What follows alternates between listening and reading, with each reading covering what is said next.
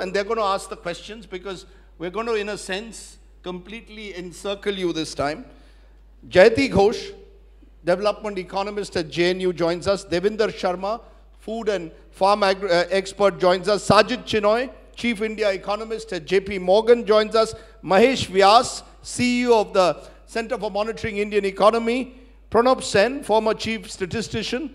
And R. Jagannathan, financial journalist and director at Swaraj. So we've got different points of view, and they're all going to surround you over the next 30 minutes. Hi. And you don't have to be nice at all. Please be as tough as you want and ask all the questions that you've always wanted to ask. Basically, we are going to do a balance sheet of your performance, of your government's performance in the 10 years between 2004 and 14, and then contrast it with what the NDA did.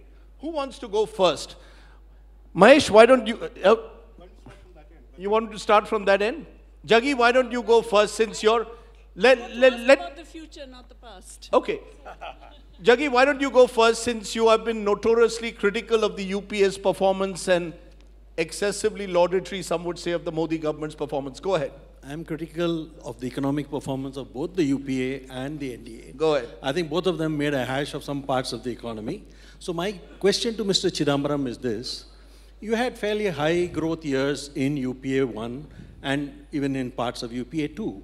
But jobs did not grow except in a brief period between 2009 and 2011. Okay? And that was a period when the economy went for a tailspin, and you were also not the finance minister at that time. So during the time you were finance minister, no jobs grew, there was very little jobs growth. Now, how do you explain this fact of very high growth and very low jobs growth at that point? Well, I don't agree that jobs did not grow. What jobs are you referring to? Are you referring to jobs in the organized sector, or referring to jobs in India's informal sector, which accounts for about 90% of India's economy? The point is that if jobs did not grow and joblessness, as we find today, was the situation then, it would have come to a boil. It didn't come to a boil. In fact, jobs were created. It's not the ILO definition of a decent job.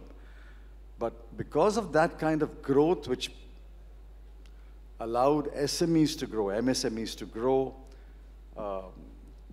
and organized sector to grow at a high rate, jobs were indeed created, and joblessness had not become a crisis situation as we find today. Today, wherever you go, wherever I go at any event, wherever I go, whoever I talk to, trains, airplanes, party meetings, marriage functions, the only thing that people ask me is, can you find my son a job?